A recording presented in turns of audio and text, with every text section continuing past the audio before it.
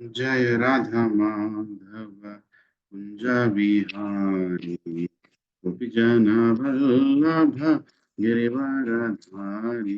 जय राधा माधव कुंज बिहारी गोपी जन वल्लभ गिरिवरधारी।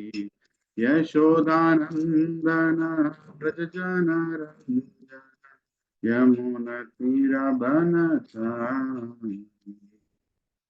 यशोदानंदन व्रज जन रंजन वनचारि। जय राधा माधव कुंज बिहारी जन वल्लभ गिरिवरधारी। जय राधा माधव कुंज बिहारी जन वल्लभ गिरिवरधारी। यशोदानंदन व्रज जन रंजन यमुनतीरवनचारि।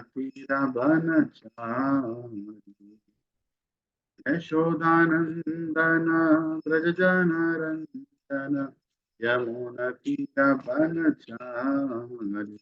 हरे कृष्ण कृष्ण कृष्ण हरे हरे हरे राम राम राम हरे हरे हरे कृष्ण हरे हरे हरे राम राम राम हरे हरे। जय राधा वल्लभ राधा वल्लभ राधा। जय राधा मदन मोहन राधा मदन मोहन राधे। जय जगन्नाथ जगन्नाथ बलदेवा जय सुनाथ। जय गौरनिताय गौरनिताय गौरनिताय जय गौरनिताय जय जय లక్ష్మి కొంచెం అక్కడ కవర్ పెట్టిన చూడు, అందులో ఒక స్వీట్స్ ఇది प्रभुपाद మిక్సీ బట్టి ఉంది. जय प्रभुपाद जय जय गुरुदेव गुरुदेव गुरुदेव जय जय गुरुदेव नित्य गौर हरि बोल हरि बोल हरि बोल जय गौर हरि बोल। श्रीमद् भागवतम की जय। एकादशी महामहोत्सव की जय। विजय एकादशी की जय। ओम ज्ञानतिमिरान्धस्य ज्ञानाञ्जनशलाकया चक्षुरोन्मिलितं येन तस्मै श्रीगुरवे नमः। श्रीचैतन्यमनोभीष्टं स्थापितं येन भूतले स्वयं रूपा कदा मह्यं ददाति स्वपदान्तिकं। वन्देऽहं श्रीगुरो श्रीयुतापदकमलं श्रीगुरुं वैष्णवांश्च श्रीरूपं साग्रजातां सहगना रघुनाथान्वितं तं सजीवम् साद्वैतं सावधूतं परिजनाः सहितं कृष्ण चैतन्य देवं श्री राधा कृष्ण पदां सहगना ललिता श्री विशाखान्वितांश्च। हे कृष्ण करुणा सिंधो दीनबंधो जगत्पते गोपेश गोपिका कांत राधा कांत नमोस्तुते। सप्त कांचना गौरांगी राधे वृंदावनेश्वरी वृषभानुसुते देवी प्रणमामि हरिप्रिये। वंशाकल्पतरुभ्यश्च कृपा सिन्धुभ्येव च पतितानां पावनेभ्यो वैष्णवेभ्यो नमो नमः। जय श्री कृष्ण चैतन्य प्रभु नित्यानंद श्री अद्वैत गदाधर साधि गौर भक्तवृंद। हरे कृष्ण कृष्ण कृष्ण हरे हरे हरे राम राम राम हरे। ओम नमो भगवते वासुदेवाय ओम नमो भगवते वासुदेवाय ओम नमो भगवते वासुदेवाय।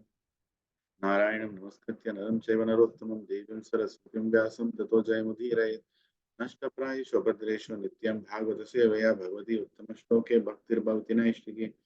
कृष्णाय वासुदेवाय देवकीनन्दनाय च नन्दगोपकुमाराय गोविन्दाय नमो नमः। नमः पङ्कजनाभाय नमः पङ्कजमालिने नमः पङ्कजनेत्राय नमस्ते पङ्कजाङ्ग्रे। नमो महावदन्याय कृष्णप्रेमप्रदायते कृष्णाय कृष्णचैतन्यनामिने गौरत्विषे नमः। नमो ब्राह्मण्याय देवाय गो ब्राह्मणाय च जगदिताय कृष्णाय गोविन्दाय नमो नमः। नमो विश्वपदाय कृष्ण प्रश्नाय पुत्रे श्रीमते भक्तिवेदांत स्वामिनिति नामिने नमस्ते सरस्वतीदेवे गौरवाणी विचारणे निर्विशेष पश्चादेशतारिणे जय श्री कृष्ण चैतन्य प्रभु नित्यानंद श्री अद्वैत गदाधर शिवसादि गौरवाक्तवृंद हरे कृष्ण कृष्ण कृष्ण हरे हरे हरे राम राम हरे हरे। मुकुं करोति वाचालं पंगुं लंघयते गिरिं यत्कृपहतमहं वन्दे श्रीगुरुदिनतारिणं परमानन्दमाधवं श्री चैतन्य ईश्वरम्। ओम पवित्रो पवित्रो वा सर्वावस्थं गतोऽपि वा यत् स्मरेत् पुण्डरीकाक्षं सभ्याभ्यन्तरं Shri Vishnu Shri Vishnu Shri Vishnu.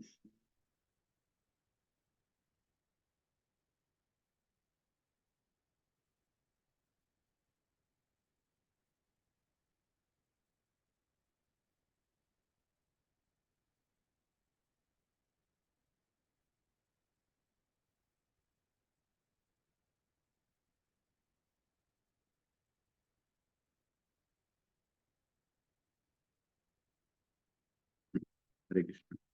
Hare Krishna, Prabhuji and Matajis, please accept my humble obeisances. Thank you for joining this class today morning, Ekadashi morning, and giving me this opportunity to read Srimad Bhagavatam for all of you. Hare Krishna to all assembled devotees, Shilpa Mataji, Rajay Prabhu, Dandot Pranam, Santosh Prabhu, Dandot Pranam Prabhuji. Dandot Sri Giraj Prabhuji, and Lavanya Mataji, Dandot Pranam Prabhuji, Dandot Pranam.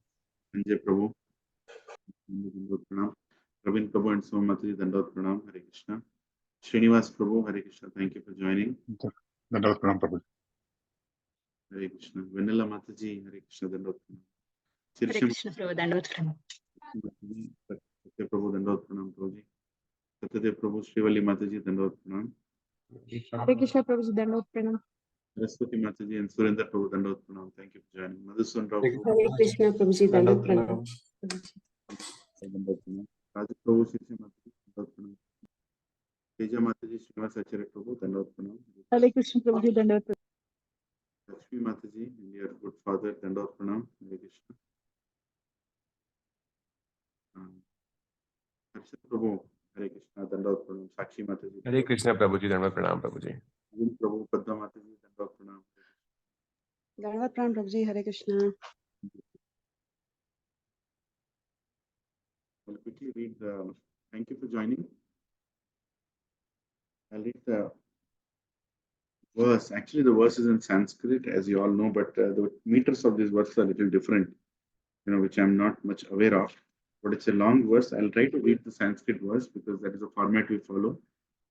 Please excuse me for my mistakes. Sa Hovacha, this is Canto 5, chapter 14, verse 1. Sa Esha Dehatma Mainanam Maninam Satvadi Guna Vishesha Vikalpita Kusha Laku Sala Samavahara Vinirmita Vividha Deha Valibhir Viyoga Samyogadi Anadi Samsaranu Bhavasya Dvara Bhutena Sat Indriya Vargena Tasmin Durgad Bhavad Asugame Advani Api Apatita Ishwarasya Bhagavato Vishnu Vasavartinya Mayaya Jivaloko Ayam Yatha Vanik Sartho Arthapara Swadeha Nishpadita Karmanubhava Samsanavad Asi Vatamay Mata Asi Vatamayam Samsarat Samsaratavyam Gato Nadhyapi Viphala Bahu Rati Yogehas Tat Tapo Pa Samanim Harigurum Charanaravinda Madhu Karanu Padavim Avarundhe. Translation. Please hear the translation attentively. Hare Krishna. When King Parikshit asked Sukadeva Goswami about the direct meaning of the material forest, Sukadeva Goswami replied as follows: My dear king, a man belonging to the mercantile community, Vanik, is always interested in earning money. Sometimes he enters the forest to acquire some cheap commodities like wood and earth and sell them in the city at good prices. Similarly, the conditioned soul, being greedy, enters this material world for some material profit. Gradually, he enters the deepest part of the forest, not really knowing.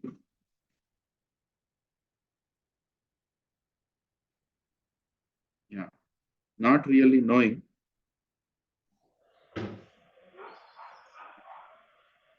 how to get out. Mute everyone if yes. Yeah. Not really knowing how to get out. Having entered the material world, the pure soul becomes conditioned by the material atmosphere, which is created by the external energy under the control of Lord Vishnu. Thus, the living entity comes under the control of the external energy, Daivi Maya. Living independently and bewildered in the forest, he does not attain the association of devotees who are actually engaged in the service of the Lord. Once in the bodily conception, he gets different types of bodies, one after the other, under the influence of the material energy and impelled by the modes of material nature, Sattva-guna, Rajoguna, and Tamoguna. In this way, the conditioned soul goes sometimes into the heavenly planets, sometimes to the earthly planets, sometimes to the lower planets and lower species. Thus, he suffers continuously due to the different types of bodies. These sufferings and pains are sometimes mixed. Sometimes they are very severe, and sometimes they are not. These bodily conceptions are acquired due to the conditional soul's mental speculation. He uses his mind and five senses to acquire knowledge, and these bring about the different bodies and different conditions. Using the senses under the control of the external energy Maya, the living entity suffers the miserable conditions of material existence. He is actually searching for relief, but he is generally baffled. Although sometimes he is relieved after great difficulty, struggling for existence in this way, he cannot get the shelter of pure devotees who are like bumblebees engaged in loving service at the lotus feet of Lord Vishnu. Hare Krishna Gyan Timrandasya Gyananjana Shalakya Chakshuram Litam Yena Tasmai Shri Guru. So Prabhuji and Matajis, so this is a very special chapter called The Forest of Enjoyment. The Forest of Enjoyment. Though in essence, Sukadeva Goswami is trying to explain here, and by the causeless mercy, even his divine grace, A.C. Bhaktivedanta Swami is trying to explain to us here that there is no enjoyment. But the chapter name is enjoyment. This is called irony, right? It's called contradictory. It's called, sarcastically true, right? If someone says, sometimes, when am I clearly audible, Hare Krishna? Yes, Prabhu. Okay. Yes, Prabhu. Yeah, sometimes, some people tell, today I'm going to have a very rough day, right? Today I'm going to have a very rough day in office. I'm sure you would have told your friends. Some lot of meetings are scheduled, and or some meeting is there where you are the target. People are going to plunge you.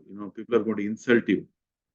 And when you go and tell that to your friend says, "Oh, really? Go and enjoy. Go to the office. Today is your day of enjoyment." Has anybody told you like that? Right? Sometimes. Yes. Sometimes just to make fun, we say that, "Oh, Nikiala Pandagara boy, Nikiala penle usunadi." Today, actually, the word penli, marriage is also used in a very, uh, funny way, though it's not the right way. It's a great ashram. But in our local language, when somebody is going to be beaten up to pulp, they say, "Okay, aaj tera shadi hai." So they say, go enjoy. Go to your office and enjoy. You're going to have a good time today. So it's like a sarcastic way of telling the reality. Sometimes sarcasm is needed. Some sarcasm passes the message very heavily, right? I'm not saying that there is anything in Bhagavatam that's sarcastic. It's Amala Puran. Bhagavatam is as pure. Nothing can be more purer than this, and there are no mistakes. So when the word, the forest of enjoyment is used, it is being told to the material people who want to lead materialistic life that this forest is not going to give you any happiness. Prabhuji and Mataji's, this chapter, in order to read this chapter, I personally feel we should be going through some pain, some immense pain, whether it's bodily or physically, mentally, emotionally. Some pain should be there. Otherwise, this chapter is theory. You don't understand. But when you are reading this in pain, it has a different effect. It directly talks to you. It directly shows you where you are. Sometimes pain is needed.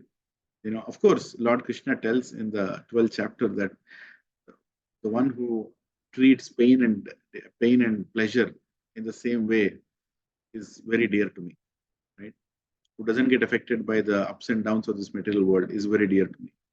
The one who is insulted or praised or insulted and treats both of them in fame and infamy in the same way is very dear to me. So it tells all these things, which is true. But at the same time, sometimes pain itself helps you stop for a minute. Just stop for a minute. You're like rushing in this material world, trying to settle down, trying to find that happiness, that time of happiness when you can find that pleasure, right? You won't understand this philosophy. Sometimes you have to go through something. You have to go through something. It's a close group of family that I'm talking to here. You're all my family. So I would not hesitate to share that, I heard this chapter in my initial days of Krishna consciousness. I heard it. It sounded good. It sounded good. Philosophy sounded good, very heavy. But when something really bad happened in my life, details apart, it was something that broke my life apart, completely humbled me. Somewhere in 2015. At that time, I was reading Bhagavatam. Then I picked up Bhagavatam and said, I'm going to read this before I die. So I picked up the Bhagavatam and I had resigned my job. I had done, I'm like, I just want to understand life. I know I've been hearing a lot of lectures. I know I've been doing some seva here and there, preaching also maybe. But now is the time I have to read what God wants to tell me. At that time, I read this chapter, Prabhuji and Mataji's. In a rhythm, it came and I read this chapter. And trust me, the way this chapter 5.14, pierced into my heart, it was unbelievable. And then later, when I tried to read this chapter again, it was not that effective because that time I was experiencing some pleasures of this material. Right? I was experiencing some kind of happiness in this material world. So I was not able to experience that much. And trust me, when we had started this Bhagavatam circle, the Bhagavatam reading one chapter a day or whichever way it's possible, we're trying to do Bhagavatam on Saturday, Sunday, and Ekadashis. I always felt this chapter should come to me. When the chapter comes, when the turn comes, I should get the opportunity to read this again. I'm telling you the truth, and I did not intervene in between saying, let me see if Krishna wants me to read this chapter. And it's so surprising that when Shilpa Mataji wrote to me that this is your chapter, I was amazed. Oh, Krishna, I desired it somewhere, maybe a year and a half ago, and now you are making it happen. This very chapter, of all the combinations it's come to me, right? So many different devotees have spoken, some senior devotees also spoken in our Bhagavatam circle. And finally, when this chapter came, my name came because there was a desire. There was a desire. And I'm acknowledging Krishna's, I'm grateful to Lord Krishna that he's planning so many things around us. He's fulfilling all our desires, spiritual desires, material desires. But he's made sure that this chapter has come for me to read. And let me also tell you, I'm going through some situations in life which are not good. Which are not good. Right after this class, I have to go to the hospital, take my father, going through some breathing problem. Some problem is going on. Every day is a different day. And so many other things are happening in life, office life, this life, personal life, whatever. And I feel all this was created so that I can read this chapter today. Because this chapter has to be read in that consciousness. And I'm very grateful to Krishna. Thank you. Thank you for giving me that pain, because otherwise I would never read this chapter in the consciousness it has to be read. It will just be like some theory. What is the point in reading Bhagavatam if it is not cleansing us from inside, Prabhuji's and Mataji's? If it is not cleansing us, what is the point? We are not trying to finish chapters here. And I'm very grateful. And one other funny thing I'll share is that when we read Bhagavad Gita circles, remember we all sit in a circle and we read Bhagavad Gita? There is a verse in Bhagavad Gita, it comes in the 11th chapter, where it says, when Lord Krishna's Vishwarup Darshan is given and Arjuna is seeing that and speaking, he says that all the heads and hands and legs are getting smashed against the teeth of God and they're coming out, right? They're going in, all the living entities' bodies are going inside and they're coming out and their heads and legs and hands are getting smashed. It's a very gory verse, actually. Very gross, flesh and blood kind of verse in Bhagavad Gita. Every time that Bhagavad Gita circle starts, I want to read that verse, and so many times when the circle is going, second chapter, third chapter, fourth chapter, fifth chapter, 11th chapter, when it comes, then I'm waiting, will that verse come to me? Will I get the chance to read that verse? And trust me, Prabhuji and Mataji, again, some things are so subtle. That verse always comes to me. I don't know. Just imagine the amount of probability if you try to put there. So many people sit, so many people get up, some people get up for water, somebody comes and sits in between. We start with the 10 circle, it becomes 20 circle. By the time it goes to 11, you know what I'm saying, right? When we do the Bhagavad Gita circle during Gita Jayanti, right? How can you plan for a certain verse to come to you? It's impossible. You cannot plan it because, for example, that verse might go to this person beside me, and just before the verse came, he got up for water and the verse came to me, right? And I read that verse. So many times it happened, the verse came to me, and of course, 1 or 2 times it did not. But I really feel that every desire, every spiritual desire is being taken care by Krishna. He wants us to get prepared to come back to him, Prabhuji and Matajis. There is no other purpose of this life. There is no other purpose of Srimad Bhagavatam. He just wants us to come back to him. And for that, he will do everything. He will do everything. If it means we have to go through a lot of pain materially, so be it. So be it. If it means we lose everything in this material world, so be it. But he's preparing us to come back to him. He's preparing us, right? And he's more eager to have us back. With that pretext for today's chapter, I want to thank all of you who are there on this call, who are going to be with me in this journey of reading this wonderful chapter called the Forest of Enjoyment. And in this chapter, the first verse itself is so big. And Prabhupada has poured everything that he wants to give in this very verse. So much, in the translation, so much in the purport. And Prabhupada begins the purport saying, the most important part of this entire translation, see, the translation talks about how the living entity came here, how he is suffering, how he wanted to enjoy in this material world. He is finding his enjoyment, but suddenly he is getting smashed from this side and that side. His bodily, adhyatmika, adi bhautika, adi daivika, all kinds of problems are coming. Now the verse is really heavy, right? But Prabhupada finds the most important line, and he says in the first line of the purport, he says, the most important information in this verse is Hari Guru Charana Aravinda Madhukara Anu Padavim. He says the most important aspect of this material world is to find the shelter of a spiritual master. That's all. That's all. Our only business, Prabhupada says, in this material world, the conditioned souls are baffled by their activities. And sometimes they are relieved after great difficulty. On the whole, the conditioned soul is never happy. He simply struggles for existence. He simply struggles for existence. The conditioned soul is simply struggling for existence. Existence. What is the definition of existence? What is the meaning of the word existence? To survive. Just to survive another day, another breath. That's all. We are all struggling for existence. Sometimes we feel comfortable. Oh, I think I'll exist. Sometimes we know the reality. It's not easy to exist. We're all struggling for existence. Huh? Somebody who has lots of wealth is the most unfortunate because he forgot that he's struggling for existence. Somebody is very poor, remembers every single morning that he's struggling for existence.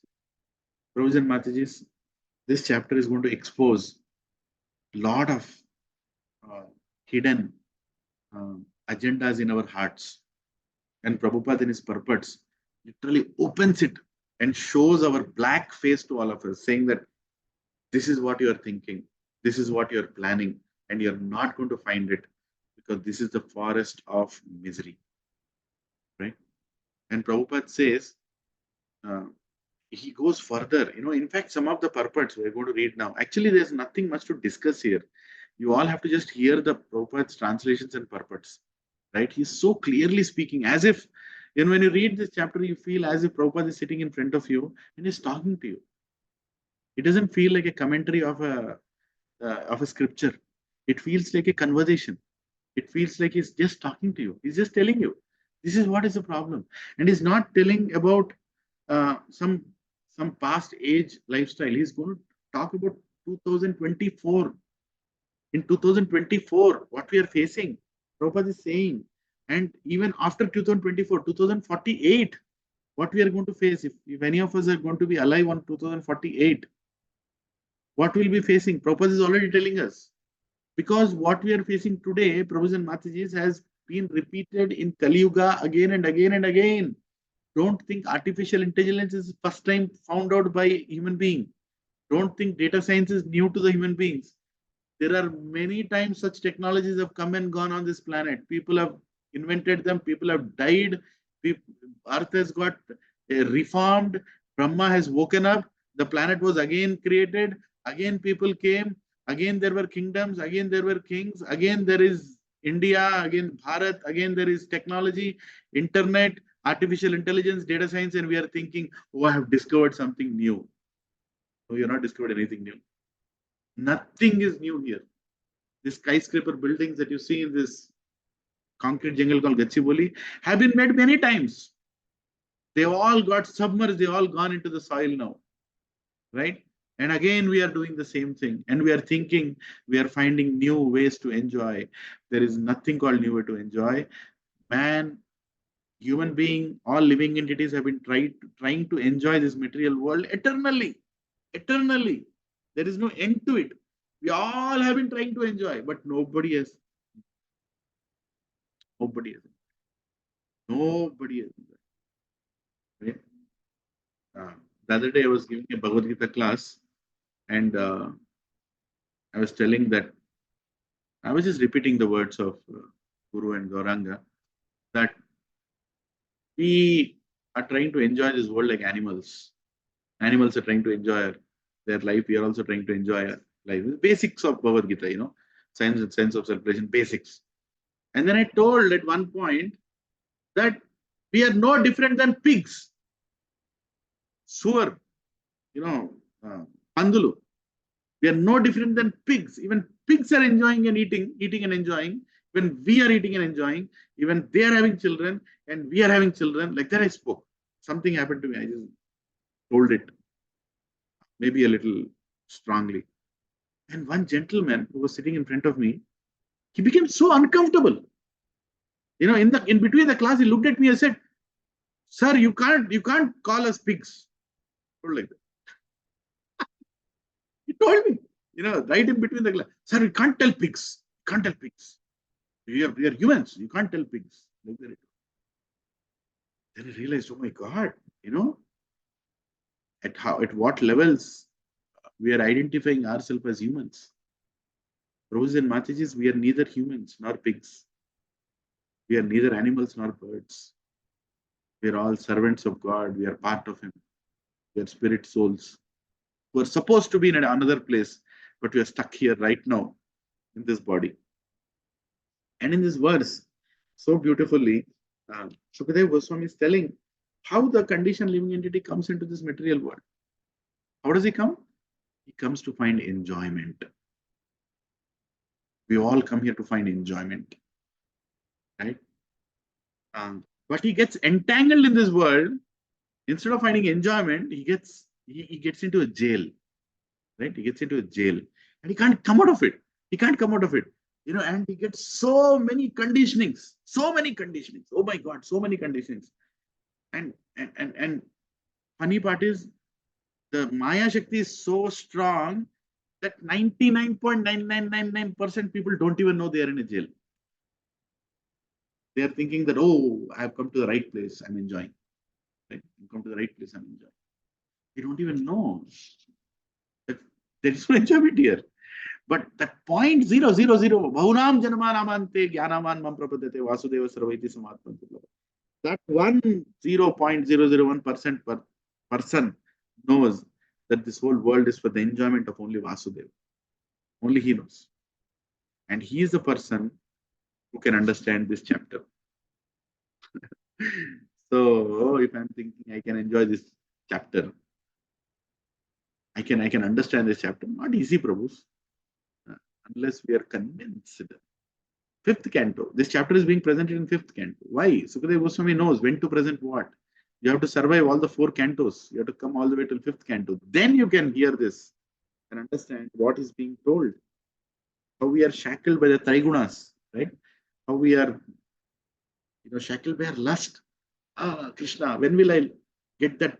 When will I take out the attraction for the opposite sex?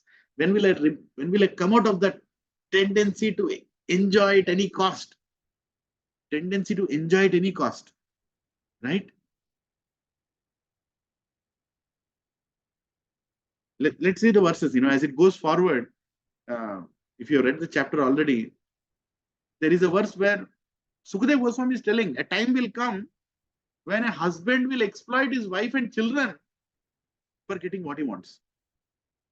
A time will come when a relative, a brother, a son will not hesitate to exploit his parents to get what he wants, because they are desperate to enjoy, and they are not finding it here, right? We'll read the translation of second verse. It's actually very self-explanatory, Prabhu. Maybe most of it I'll be just reading it today, because what is there to explain? It's very clearly given here. So please be attentive. Huh? Let's treat it like more of a reading class today. Somewhere it's needed, I'll repeat something. Text 2. In the forest of material existence, uncontrolled senses are like plunderers.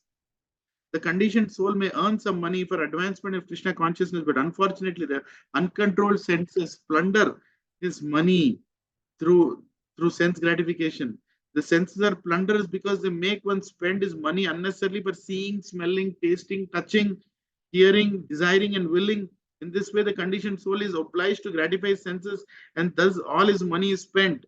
This money is actually acquired for the execution of religious principles, but it is taken away by the plundering senses. Hare Krishna. Hare Krishna is. What police complaint are you giving that your wealth is being taken away? If you go to police station and tell somebody is taking over my wealth, we are taking our own wealth. Bhagavantudu double enduku icchindu? Okaru villa icchindu, okaru chinna illu icchindu, okaru gudise icchindu. Whatever you have been given, he has given only for one purpose: sit and read Bhagavatam. That's all. So to serve a guru, that's all. What are we doing? We are spending that for our sense gratification. I'm telling this to myself, Prabhu. I'm telling this. What can I tell to others? Stupid mobile phone brands. Manchi mobile phone kavali. Daridram enduku avasarama? Em avasram ledana. Lakshmi Devi is given us money. అరే నీ నడువు వంగదరా కొన్ని రోజులు అయిన తర్వాత Your back will not support you. Your body will not support you. I'm giving you in advance some money. Save that money so that you can earn some food for your family and you can give it to offer it to God. And till the time of death, I have taken care of you. She's giving money. And what are we doing? We are spending that money now for sense gratification. Even after coming to Krishna consciousness, we are spending that money for sense gratification. And in the old age, when that whole money is over, then you blame Krishna that I have spent my life in bhakti, but you're not giving me money now. You're not taking care of it. Pichoda mundichindi evarki? Mundichindi evarki? Nee kaadu. Bhakti kosam. Money was given for you to save. The more tough old age we are going to have, that much money is given in advance. Don't think I'm a IIT, ISB, Alana Dimka, that I'm getting more money. You are nothing. You are being given money because you have to get that money now because your old age is going to be miserable. Branded car gavale, right? In nalke manchi taste gavale, paneer majestic, dragon paneer, dragon lu kuda tintunam. You want to enjoy. You want to see how beautiful my tongue is? I'll not show. You'll all close your eyes. For this tongue, I'm existing. For this tongue. Huh? I want to see every beautiful girl. I want to enjoy every beautiful woman. I want to enjoy everything beautiful around me. It is made for me. I am eligible to enjoy it. I am this, I am that. Oh, I want to eat everything tasty. No disease should come. No disease should come. I want to smell the best fragrance. I don't like dirty smell. Achhi, endi vasana. Spray gottu intla. I can't take anything bad. I want to enjoy these senses. And for that, I'll spend any amount of money. I will stay on the 26th floor so that I get good ventilation. And I'll spend my entire money to get that thing.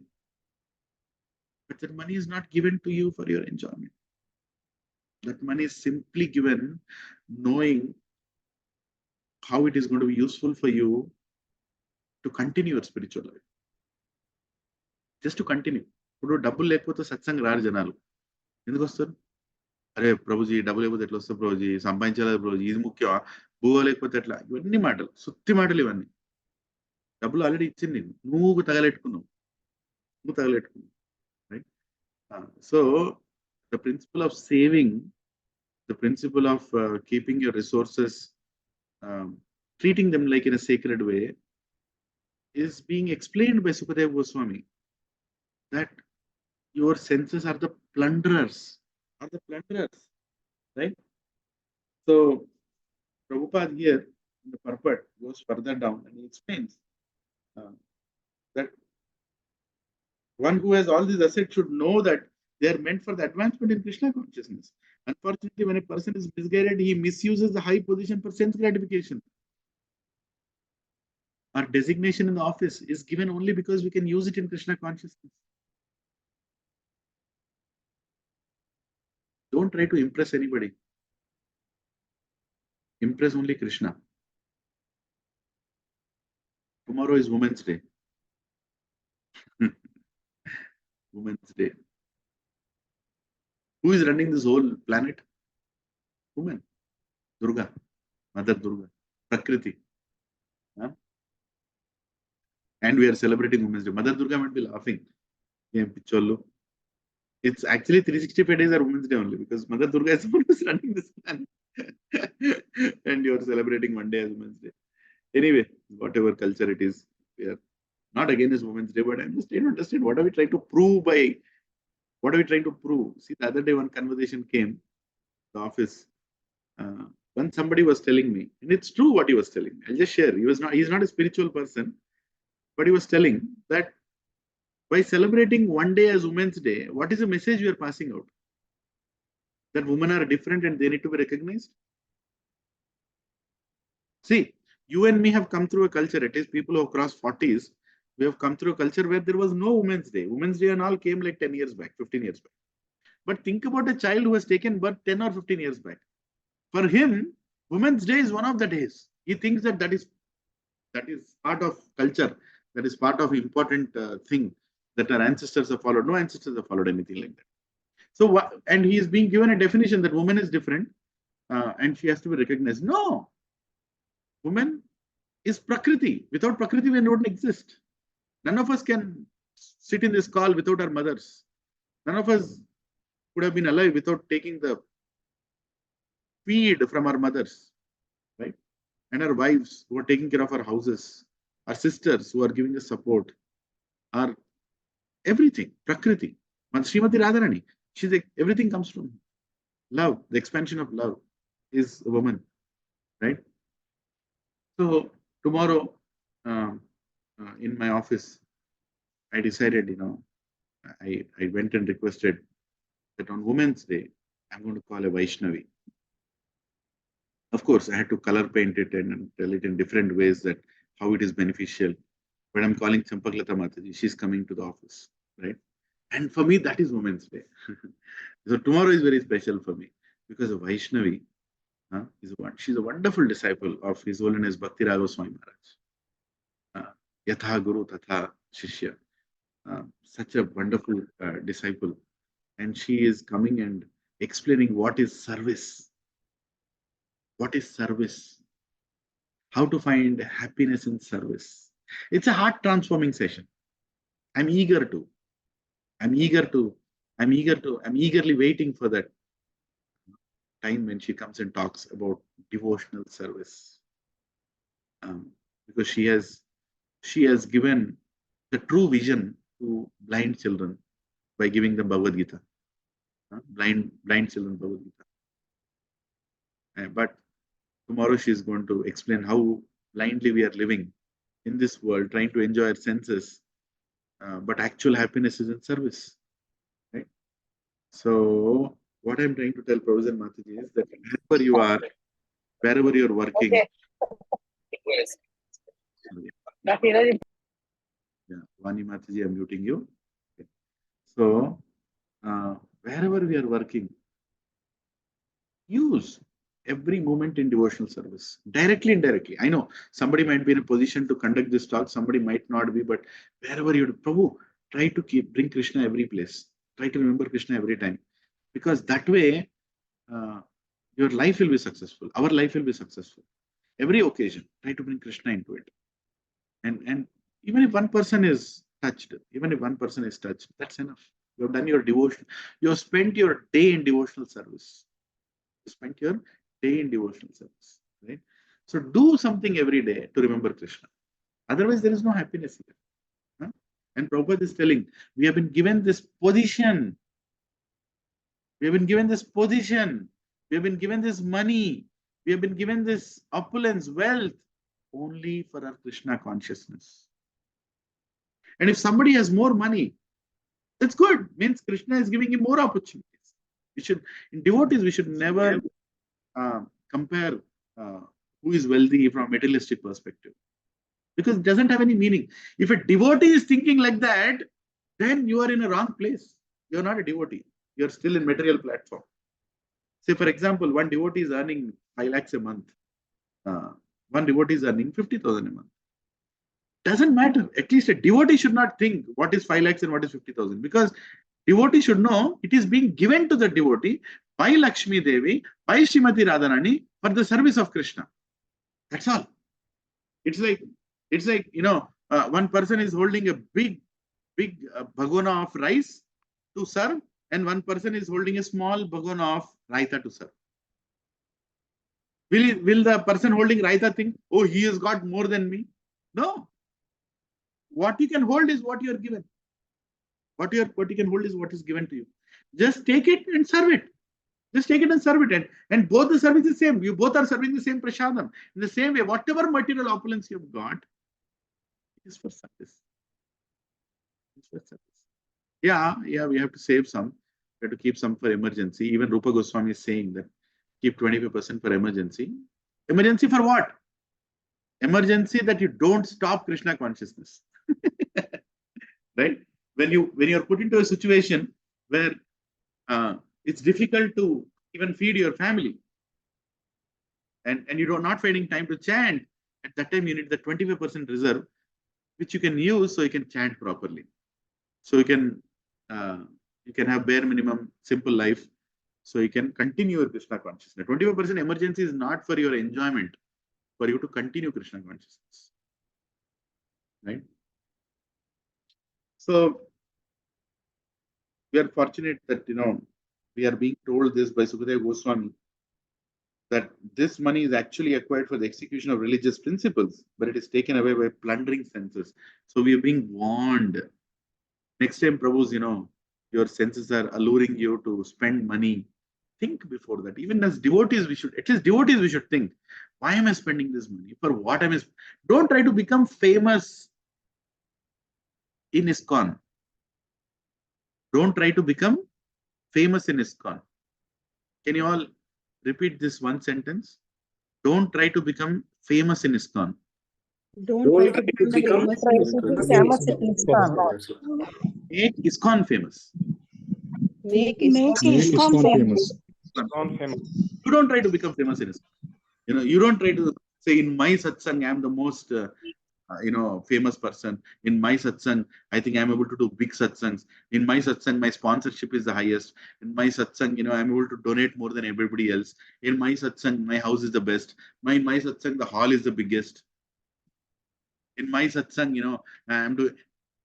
You don't try to become famous in a satsang. You make the satsang famous. The spirit is, you have to make Krishna consciousness reachable for others.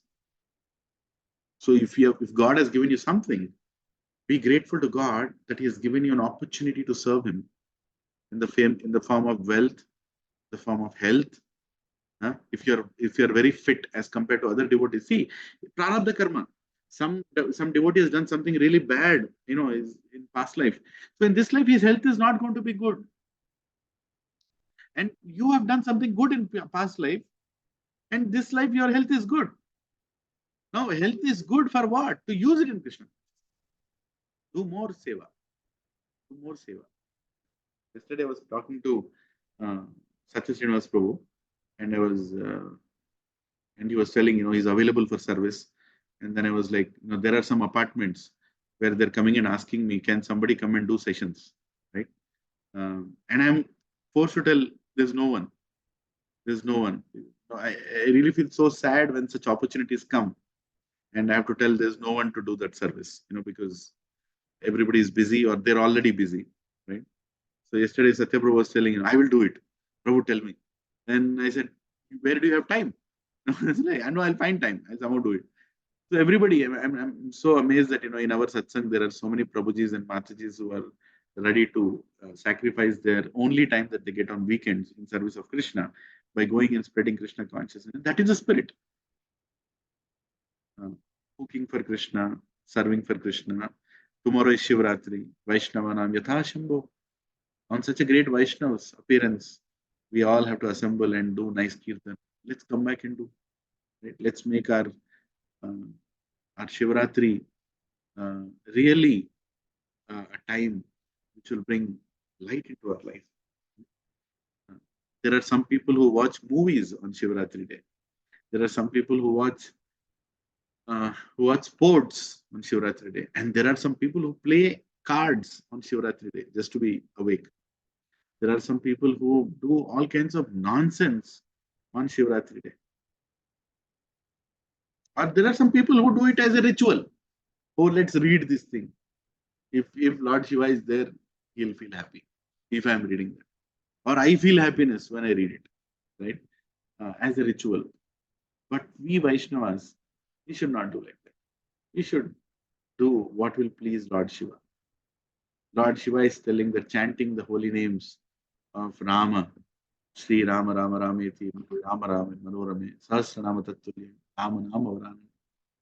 When he's telling that he is finding pleasure in chanting Lord Rama's name, Lord Krishna's name, the holy names of Lord Vishnu, and we are chanting that on his special day, Shivratri, Shivratri. It will give pleasure to him. So I request all of you, please assemble. Let's all come together. I know it's a working day. Shivratri is not a national holiday. But you can come a little early. You can plan your day. Today is Thursday. Tomorrow is Friday. You can plan your day. And it is coming on a Dwadashi. It's a very, very special, combination that we have Ekadashi today and tomorrow is Dwadashi, and somebody was telling this is a very powerful combination. So they were saying how to fast on this Mahadwadashi, right? So some people they're saying that if you fast till the morning 12 o'clock, it's good.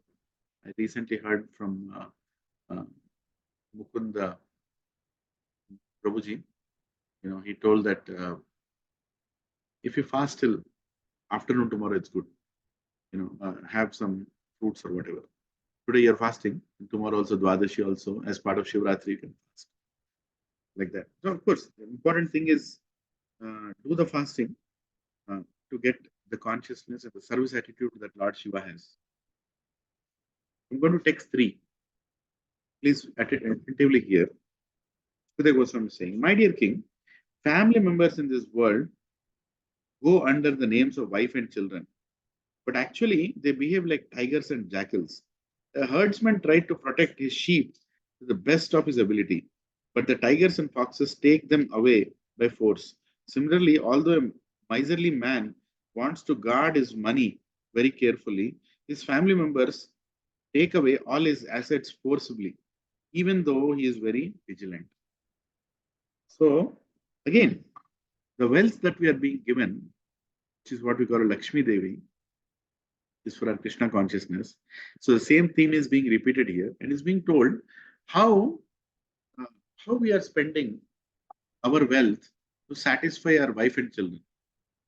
Actually, if you read this verse, you almost feel that wife and children are villains. No, wife and children are not villains. Your attachment to them is a villain. One second. Close some other window there. Yeah, good. Yeah.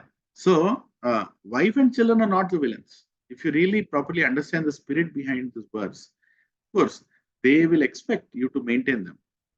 And if you don't educate them properly spiritually, obviously they will ask for more. And because of your attachment, you are spending your money for unnecessary things for them.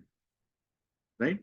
So you are the reason for your downfall, for the downfall of your family also. This is especially worse for Prabhus who are supposed to spiritually guide their families. अपने को कंजूस नहीं बनना है. Don't try to become a कंजूस that you don't want to give anything to your family. But you have to develop the spirit in your family and make them understand why our wealth is being given and how we should use that wealth. Right? How we should use that wealth. Purport is very heavy. I'll just read it quickly. One Hindi poet has sung, दिन का दखिनी रात का भागिनी पालक पालक rahु chuse. During the daytime, the wife is compared to a witch, and at the night, she is compared to a tigress. Her only business is sucking the blood of her husband both day and night. During the day, there are household expenditures, and the money earned by husband at the cost of the blood is taken away. At the cost of his blood is taken, right? At the night, due to sex pleasure, the husband discharges blood in the form of semen. In this way, he is bled by his wife both day and night, and yet he is so crazy that he very carefully maintains her. Similarly, the children are also tigers, jackals, and foxes. As tigers, jackals, and foxes take away lambs, despite the herdsman's vigilant protection, children take away the father's money, although the father supervises the money himself. Thus, family members may be called wives and children, but actually they are plunderers. This is about a materialistic family, not about a family who's practicing devotional life. Huh? Don't mistake it in the wrong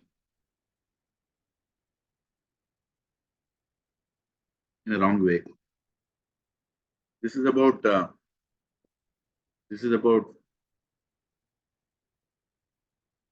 family where there is no spiritual consciousness and everyone is trying to exploit and enjoy. Huh? You see, okay, I'll not speak about that. Something it can be disputed. Culture in certain other countries, right? But the point is, Prabhupada has also said that you should buy good gold and should keep the woman happy in the house, so they cooperate in devotion service. See, it is a known fact that woman body wants to be called beautiful. there is a need. There is a need in male body and woman body. There is a need actually. It's a bodily need. What is the need? Woman has to be told she is beautiful, and a man has to be told how great he is, how courageous he is. He has to be told. Then only he'll be happy. Woman also will be happy when she's told that she's beautiful, and she's Prakriti, and she likes to be beautiful, right? So you have to. You cannot. I mean, there are of course so many great Vaishnavis and so many great devotees. Actually, we are neither man, neither a woman. We are the soul. But in this womanly body also, some of the women are able to get over the fact that looking beautiful is not the goal of life, or not fall for such kind of prizes. Many women may not reach that stage. Exactly like man, man of the house has to take his family back to Krishna. That should be the primary goal. But he's running behind iPhones, and he's running behind his own real estate. He's running behind his own earning of wealth, recognition in job, some kind of big achievement in office. He's running behind all these things. It's not easy for a devotee also to bring his consciousness back to the point that he remembers his goal. So what I'm trying to tell you here is, realistically, we should always remind ourselves that realistically, what is the truth? Why are we leading this life? And balance this act in the family so that we're always reminded that this life is for Krishna. Sunday satsang, either morning or evening, is not a choice. It's not a choice. If you're thinking it's a choice, means you're not understood the goal of life. Goal of life is association. Goal of life is to prepare ourselves to go back to Krishna. That is the goal of life. So we should remind ourselves. If we don't remind, then we fall into this trap of this verse where the family members are going to plunder your wealth. Wealth again has been given by Lakshmi Devi for our Krishna consciousness, but that will be exploited and used for no purpose. Can anyone here tell me? Can anyone tell me? Have you managed to give a gift to your spouse which has satisfied her for more than 1 year, and there was no fight in the house? Have you anybody given such kind of gift? Huh? The gift was so good that after taking that, there was no argument, no fight in the house for 1 year. Okay, let's decrease it. 1 month. You've given such a nice gift. 1 month, there was no problem in the house. 1 day problem. 1 day. Sunil Prabhu is telling 1 day. Yes, that's true. Because we are trying to satisfy each other by giving material things and expecting that will make them our servants and we'll be happy. Huh?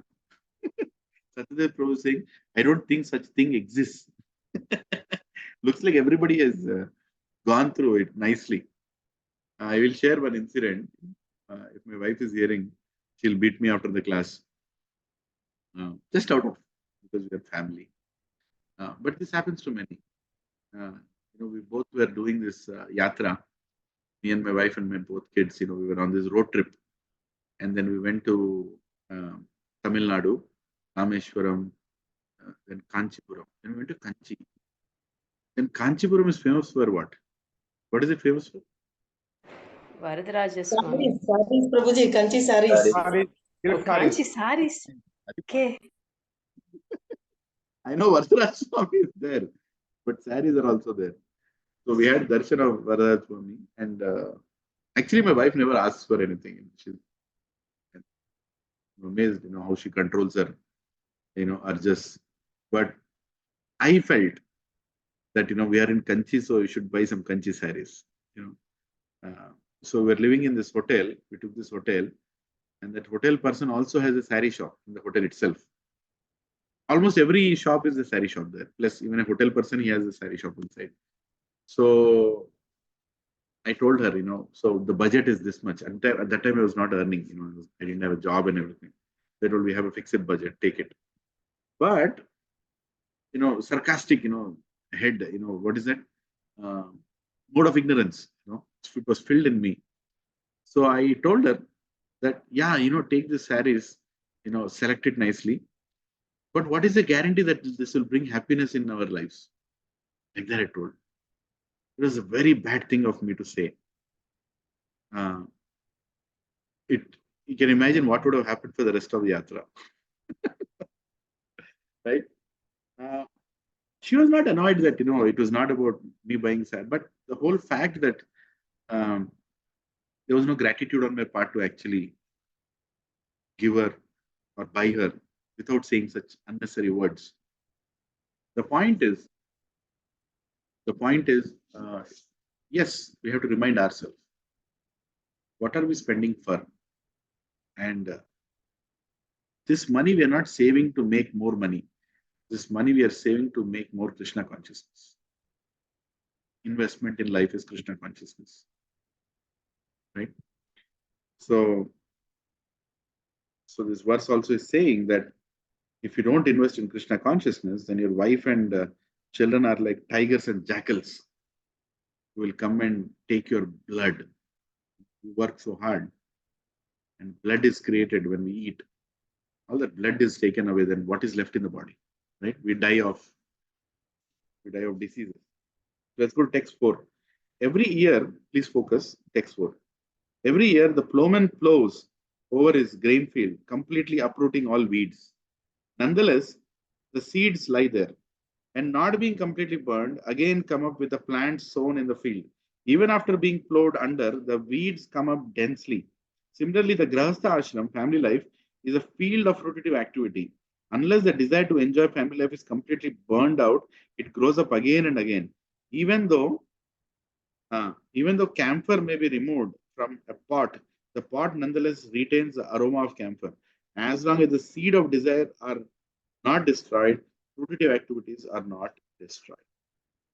So, Professor Mataji, the Grahastha ashram is a very dangerous ashram.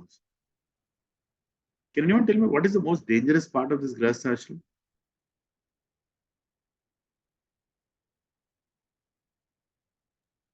Sex life. Yes. Attachment, Prabhuji. Attachment. Yes. What else? Desire to enjoy independent of Krishna. Desire to enjoy independent of Krishna. Yes. You already told the answer, but the word is not properly stressed. What is the most dangerous part of Grahastha ashram?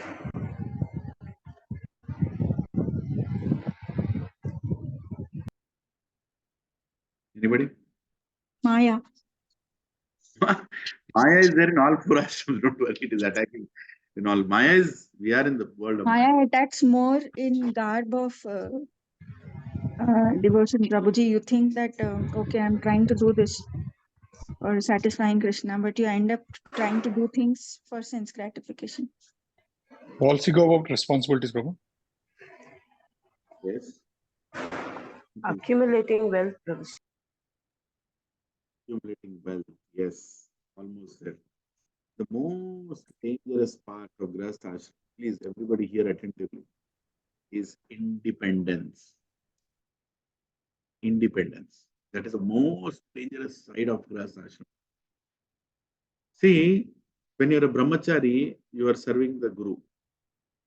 You are always under the monitoring of the Guru, right? And when you're a sannyasi, you're in the ashram, and you protect yourself. Of course, sannyasa ashram is very elevated. It's not easy to control and be controlled. But a grahastha ashram is very dangerous. You know why? Because you're so independent. See, Baba, you're earning. You're earning. Can anybody in our society come and tell you how to spend your money? If I tell you one sentence, you all will leave Gachibowli Satsang. Should I tell what that sentence is? Can anybody guess what that sentence is? 50% for KC. No. That is, Mind your business. I'll tell you one simple thing. Send me a ledger of what you earn and where you have spent, and I will tell you where you should not. Khatam. This Sunday evening class, I'll be sitting, me and my mic. Nobody else will be there. That is Grahastha Ashram. Independence. We are fully independent. We don't want to be told by anyone how we should be enjoying our life. We don't want to be told. We don't want to be somebody to get into the affairs of our bank account and tell me, hey, Prabhuji, yen Prabhu, why are you giving so much money? Why do you need another phone? This is working fine only, na? Huh? Why do you need another car? Huh? Why do you need this? Prabhuji, your house is good only, na? Your Amma, Devda, Katam. Yes or no? How many agree with this? Huh?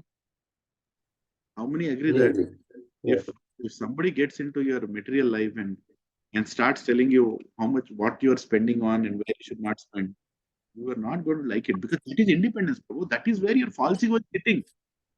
That is where your false ego is sitting. As you go further down, Sukadeva Goswami is going to expose that part of wealth.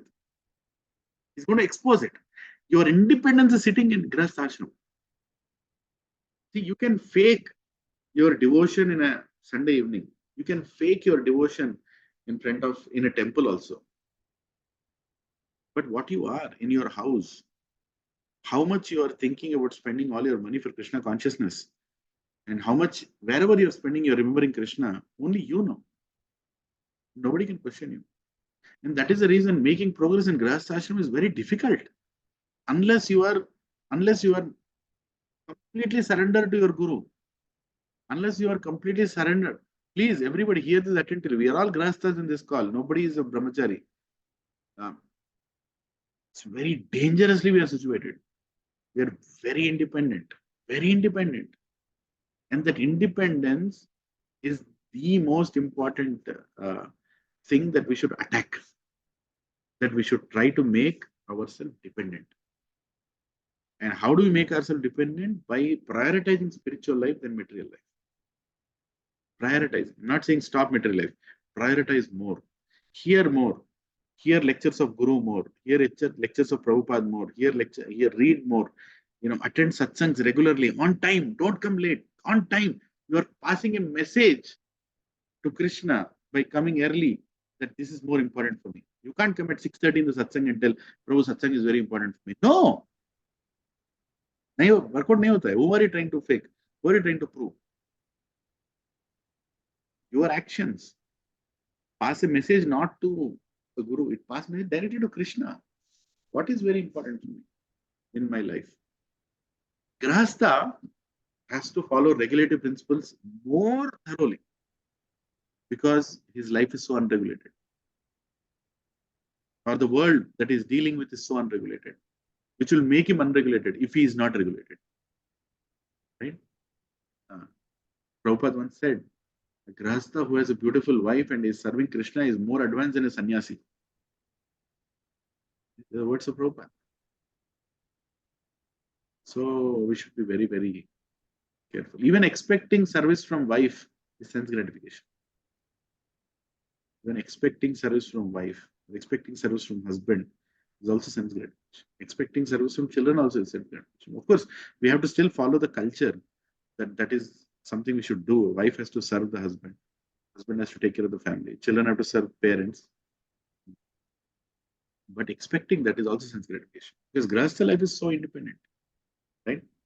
So here it's being told that unless the desire to enjoy family life is completely burned out, it remains there. You're again going to take birth and again going to find a family.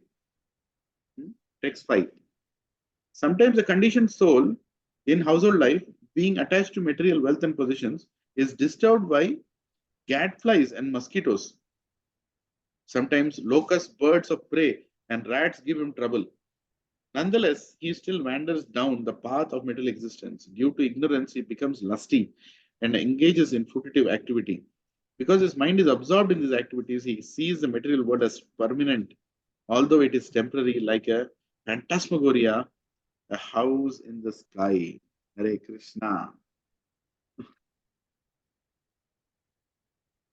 Purport Prabhupada talks about Narottam Das Thakur saying, Andakare Matta Hana Nitai Pada Parasariya Asatya Rasatya Karimani.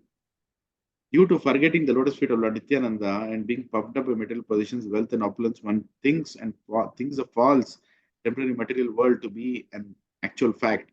This is the material disease. The living entity is eternal and blissful, but despite miserable material conditions, he thinks the material world to be real and factual due to his ignorance.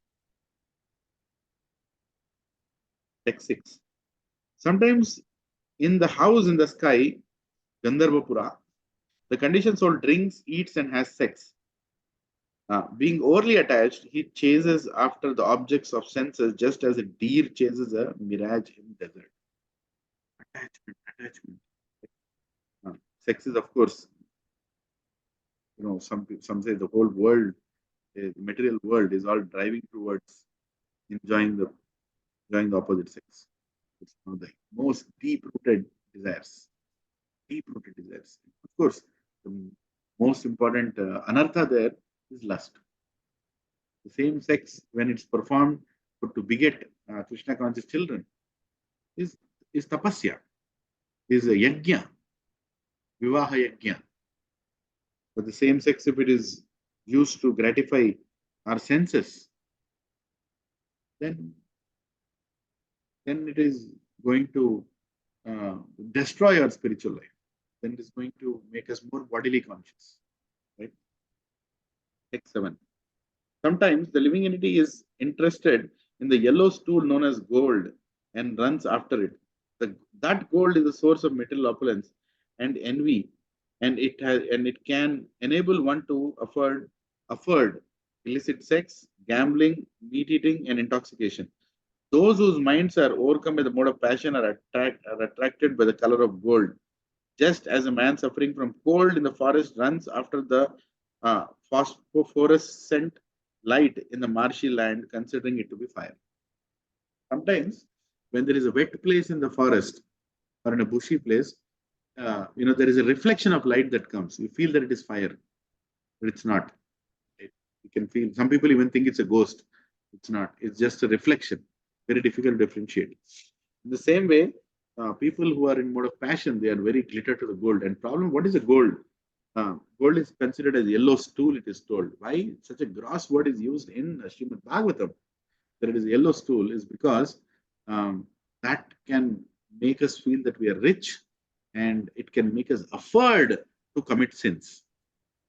Prabhuji, whenever there is more money, there is more papam, there is more sins. Earlier, actually, Balgwan Prabhu explains this very well. I always like when he explains this particular aspect of money. Earlier, money was very less in the economy. The amount of circulation of money was very less. People used to grow grains, make cloth, sell them in the market, and for that much money was there. Your wealth was always stationed as wealth, like land, or house, or a crop, like that. But now what has happened, as the time is progressing, you're seeing more cash coming into the economy, increasing the prices of properties and selling them, and suddenly getting huge wealth, huge money in your hands. And no wonder when you get such kind of wealth, you also want to use it for your enjoyment. That is what a materialistic person does, right? Are you amazed to see the kind of brands of cars today on the roads in Hyderabad? Does anybody feel just looking at so many brands? Huh? BMW, Mercedes, MG, Audi, Jaguar. Bhagavatam class, don't ask me why am I telling all these brands. But I'm just telling, what is the cost of a car like that? 70 lakhs, 80 lakhs, 1 crore, 1.5 crore is the cost of a car. 1.5 crore. Where are they getting the money from? Take a loan. You have to pay that loan, right? So you're earning so much. So you're confident that you can pay it off. Okay? See, I'm not against people buying cars. Okay, if you have money, you can buy car, but just think about it. You're spending money on the same vehicle which will take you from Gachibowli to Madhapur. Even a Maruti will take you, and a Mercedes Benz will take you. Maruti also has a AC. Mercedes Benz also has a AC, and AC will give the same cold air, and both of them have the same wheels. Both of them have the same steering. Prabhu, don't tell like that, Prabhuji. Some comfortably more. What comfortably more if both of you have diabetes? Both of you have cancer. What comfortably more? Both of you have so many mental issues. Your wife is shouting at you, whether she's shouting in Mercedes Benz or in Maruti. Does it make any difference? Huh? Or your husband is treating you miserably? Huh? You have. So we are in an illusion.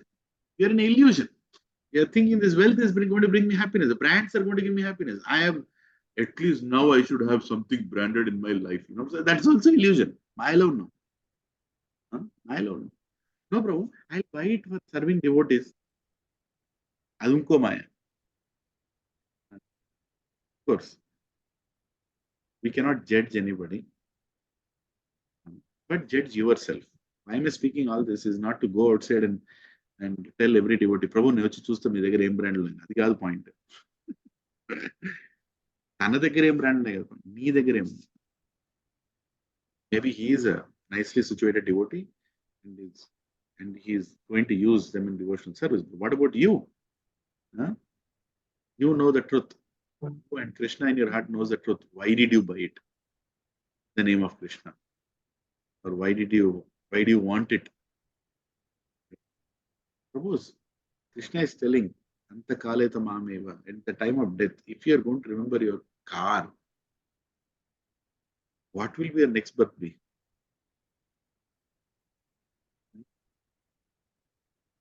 Just think about it. If that is what you're remembering, that is what you're proud of. Remembering and ante. Don't think remembrance means remembering. No, what are you identifying with? What is the best part of you? Let me ask this question. What is the best part of you when you remember yourself? What is the best part of you? Best thing about you? Can anybody tell? Huh? We didn't understand the question. So, if I'm wearing a blazer with a tie, that's the best part of me. That's the best image of me in my mind, right? That is the best image about me. That's what I remember. A materialistic person remembers like that. When I'm going in my BMW convertible car, that's the best part of me, the best image of me, the best thing about me. That's something that I'm identifying with more, something that gives me more pride, something that makes me feel greater, something that makes me feel stronger, that's something that makes me feel beautiful. That best part of me. So what is the best part of you? Just, you have to meditate on this, Prabhus, because that is the part Krishna is saying, Anta kaletu mameva. At the time of death, that best part of you is going to be in your consciousness.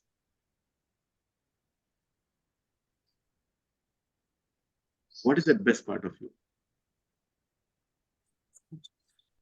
If the best part of you is me washing the lotus feet of Guru, if that is the best moment you can remember, you're fortunate. If the best part of you is you remembering doing Abhishekam and Janmashtami, or facilitating, or that festival was so beautiful, Prabhu, that festival is so nice, Prabhu, that festival always remembers in my heart. That's the best part of you. And that means you'll remember Krishna at the time of death. Are you understanding what I'm saying? Yes, Prabhu. Right? The best part of you. What do you identify with? What gives you, like when you get down from a Benz car in front of a mall and you feel everybody is looking at me and you feel I am special, Prabhu, you are going to have another human birth. You will get again the same car. But if you are going to get down in front of Bhakti Center, whatever car you are coming in, and you are rushing into Bhakti Center because that is where your hope for going back to Krishna is, and you are eager, and you are so happy that you are still alive on that day to go to that place and attend the satsang. That is the best part. And that's what you'll remember at the time of death. That's what you'll remember at the time of death. So best part of you is very important, right? So, but if you remember, the best part of you is that gold that you accumulated, ma bharek na 20 kg gold gunichina, then that gold is yellow stool. But the same gold, when it is offered as an ornament to the Supreme Lord, it's yellow stool. Same gold, when it is used in Krishna consciousness, right? It's not yellow stool. Gold is not yellow stool. Your tendency to enjoy it for your happiness makes it yellow stool. Especially Grahasthas. What is the biggest problem for Grahastha? Independence. Chala independence. Nobody can. Very difficult. If I tell one strong instruction, why I should tell, my guru tells me one strong instruction to me, I will run away from satsang. And no wonder now he is going and praising me everywhere, because he knows this fellow likes to be praised. So that way I can retain him. There's nothing to be praised here, but he thinks by praising he can retain me. That's the truth. Adi nizam andi. Adi nizam. Because one instruction will make you run away. One instruction, one correction. Prabhu, itla oddu Prabhu, atla. Then I చెప్తాను. In front of so many people, you are telling me? Nen Turum Khan. How can you tell me? Till yesterday, you are telling Prabhu, Prabhu, Prabhu. Now you are insulting me. Now you are talking about me in front of people. Now you are talking this. And you are telling me that no, you misunderstood me. You are not understood me properly. Prabhu, me anta great over layer Prabhuji. Katana Prabhuji, ఇది మంచిగా ఉంటుంది. అప్పుడు మళ్ళీ ఇంకో fake ఏంది ప్రభుజీ ఎందుకు అట్లా అంటారు ప్రభుజీ అర్లే ప్రభు అదే నీకు ఇష్టం.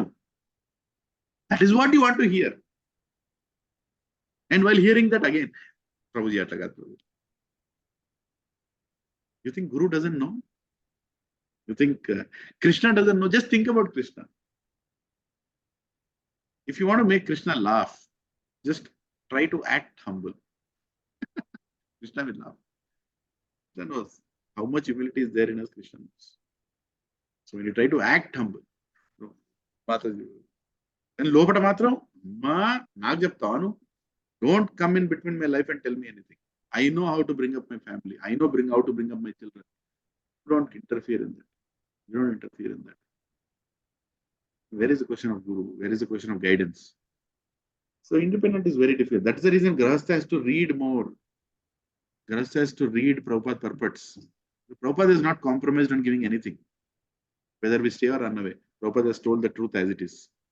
This chapter, look at this, text 8.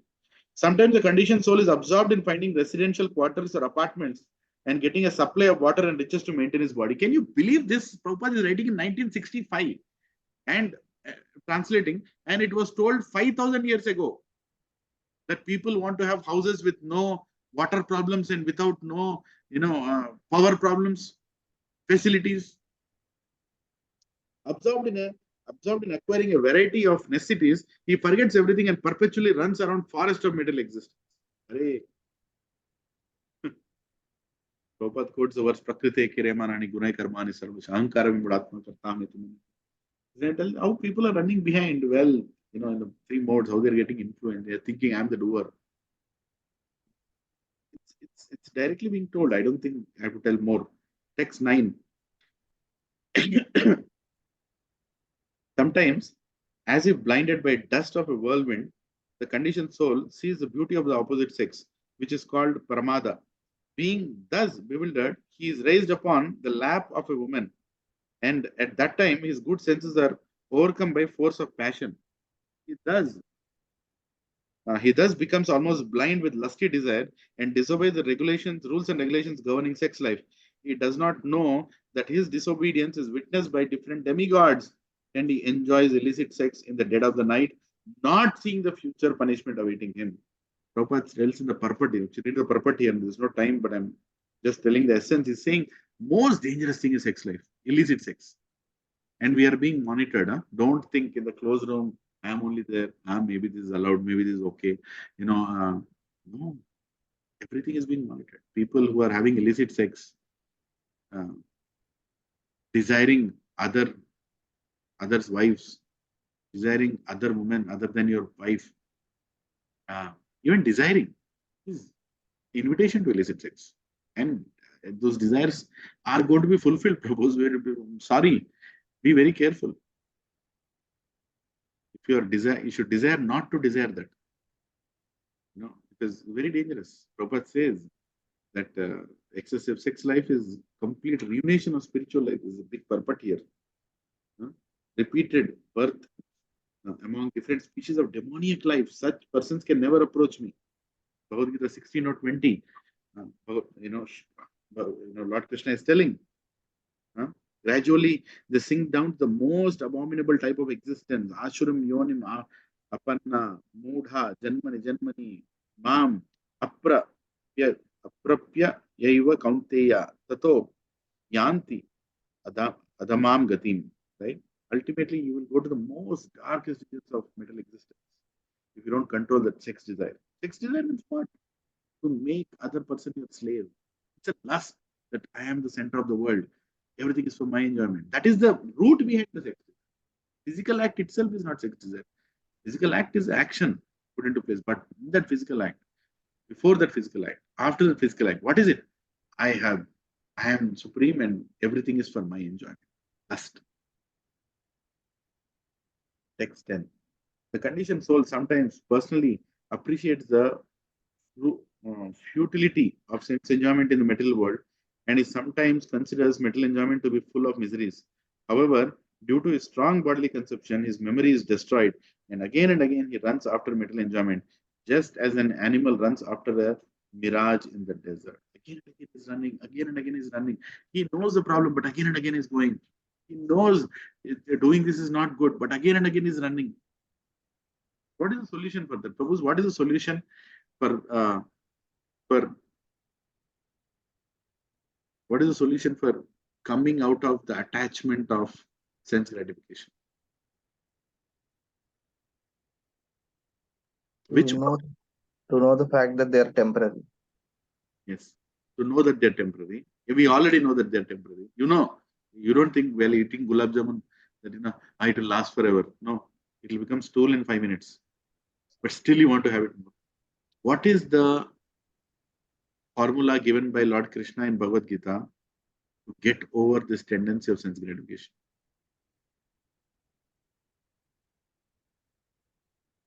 Vishaya vinivartante nirarasya dehina raso varjam rasopyasya param drastva nivartate.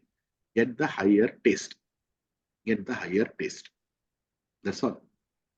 You cannot live without taste. You have to get the taste. If you're not finding taste here, you'll go and find taste somewhere else.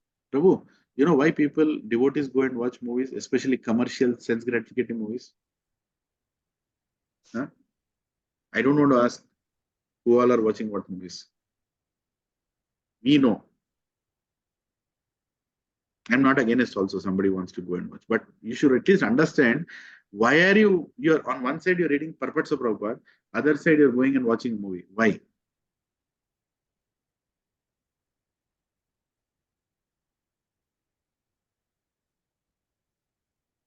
Uncontrolled and wanted to enjoy. You're not finding higher taste. You're not finding higher taste in devotion. That is the main reason.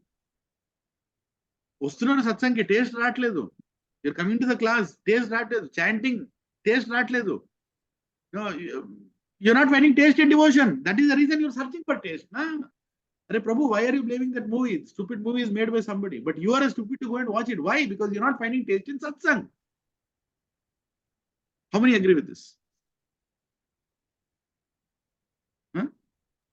If you find taste in satsang, why will you go there? You will not go there. You're not finding taste here. You are faking it. Even satsang, you are faking it. Who can save you? Becoming serious and spiritual in our hands. But even that you are faking, then who can make it? But my Shiksha Guru told, fake it, fake it, fake it until one day you make it. It just happened. It just happened. Like, yeah, that's the truth, Prabhu. If material life is again attracting us, if brands are still pulling us, that only means your spiritual life is not going good. It is impossible. Remember these words. I'm concluding this. The 10th verse I'm stopping. Sorry, Shilpamat, you told me till 14th, but I'm stopping at 10th because it's already 9 o'clock. I have to go also. Conclusion, I'm telling you. I'm telling this to myself. If we are not going to go deep in our spiritual life, we'll be in deep shit of this material world. So, if you're not going to go deep, we are going to go deep into garbage, drainage of this material world. That's what we'll do. We don't have to prove it. Our choices will tell it. Our choices will tell it. Every single devotee has to meditate, including me. Everyone has to meditate every single day. Why am I getting attracted to material life? Why am I getting attracted to things I should not do in spiritual life? Why am I getting attracted to unfavorable things in spiritual life? Why am I finding faults in devotees who are the only hope for saving me? Why am I judging devotees who are the only hope to take me back to Krishna? Why am I not understanding the plan of my spiritual master? Why am I not contributing heartfully for every spiritual initiative? Why am I not able to surrender and have confidence in Krishna?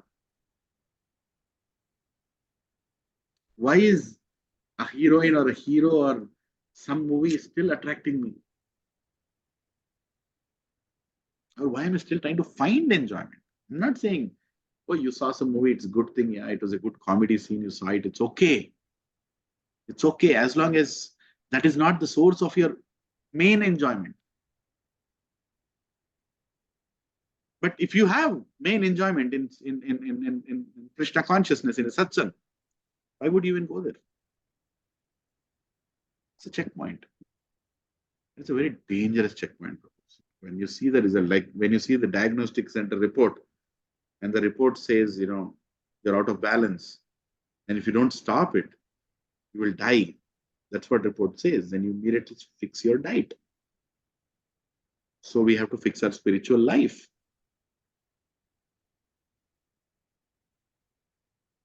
We have to fix. We have to be ready for the chastisement from our Guru. I'm not comfortable with my Guru, my Shiksha Guru, I'm not very comfortable. So find another one. Find another one. Don't sit here and waste your time. Find another one. Because if you don't find, Yamaraj will find you. You will come back here again. You will come back here again. Who is asked? Has anybody filled a form that enter the dragon form in this satsang? Haribol? Have I given a form to anybody saying, if you leave from this satsang, you'll be beheaded? Sartan se juda. ऐसा कोई form sign किया क्या? Nobody has signed. You are in the satsang because you want to be. But you want to be for what purpose? If you're not making spiritual progress, then find. Go find that Shiksha Guru. Not a Guru who gives good lectures. Not a Guru who is famous for giving good lectures or famous for... That is also another kind of sense granted. Spiritual sense granted. A Guru whose order you are ready to listen.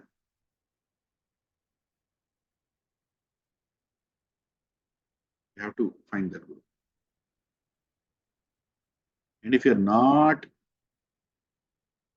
working under such a Guru, or you're not willing to work under such a Guru, then first verse of the chapter, Prabhupada is saying you should get that Guru. That is the only hope in this material world. Then your entire hope of getting out of this material world, this forest of enjoyment, is not there. Not there. You cannot get out. You cannot get out of this material world. You'll be faking yourself. You'll waste another life. So close to devotees, so close to Prabhupada books, so close to temple, so close to seva. You lose another chance of going back because You have never surrendered to a guru. You just faked it throughout your life. Or you lived in a satsang because the satsang people think you are great. I'm not living this satsang because everybody knows me, because everybody praises me, because nobody says that everybody praises me, but everybody knows me. That's why whether I'm making progress or not, I think I'm comfortable here. What are you trying to do? Very dangerous. Leave. If you want to leave, leave. Don't leave Krishna consciousness. Leave to a place where you can make progress. Or if you are in this place, you have decided to be in this place, then make progress. Don't sit here. Huh? Somebody is thinking, I don't need a guru. I think I'm not ready for a guru. When are you ready for a guru? When will you ever be ready for a guru? You'll never be ready for a guru. Prabhuji, I can't do more than this, Prabhuji. When will you do more than?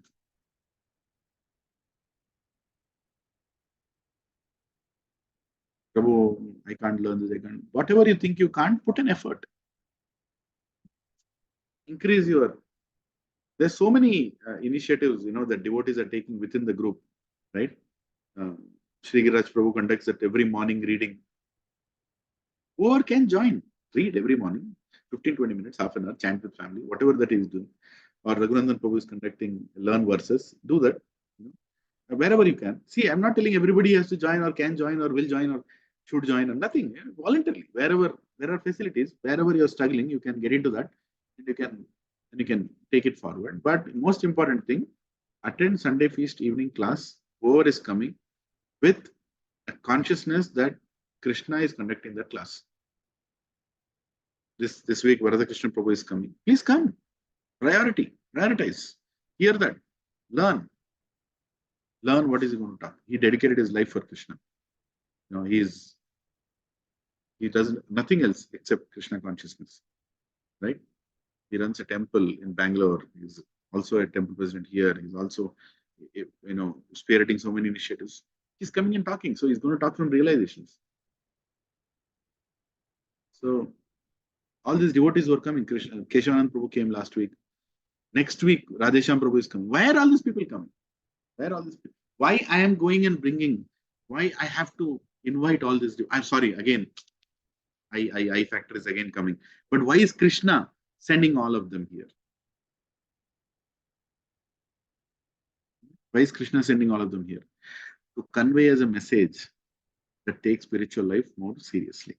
So you can go out of this forest of material enjoyment. Hare Krishna, Krishna Krishna, Hare Hare, Hare Ram, Ram Ram, Hare Hare. So any questions, reflections? It's 9 o'clock, the working day.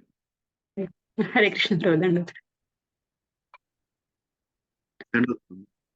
Prabhu, can you please guide on how to go deep into spiritual life and get higher taste? Listen to the instructions of Guru and Gauranga attentively. Listen to the instructions. Try to follow them. That's all it is. Every time, remember Krishna. Prabhupada's instruction, always remember Krishna, never forget Krishna. When you're spending for an auto, when you're removing that money, or you're using that barcode, UPI, remember Krishna.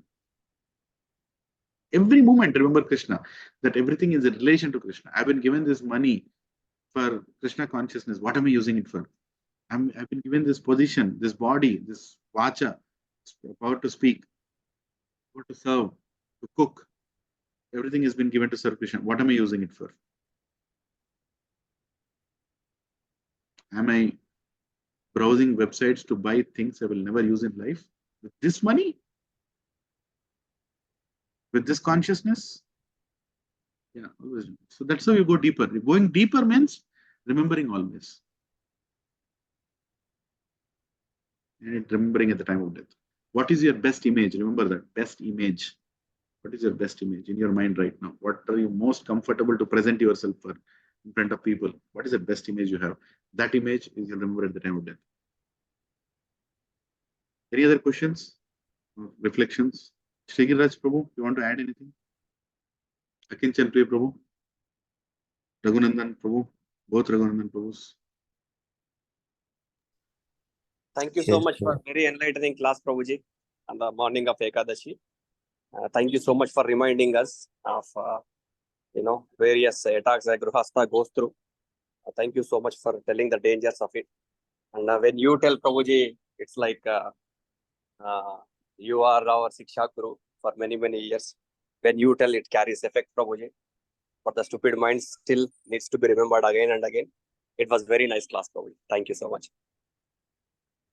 Forgive me, Prabhu. Actually, I was not talking about any of you. Really, I'm telling you, I was talking about myself only. Everything I told, I'm not following. I'm trying to tell in this class. It's very difficult, Prabhu, very difficult. So please pray for me. Please sincerely pray for me. When I say pray for me, really sincerely pray for me. And I'll also pray for everybody of you that, we should make progress in spiritual life.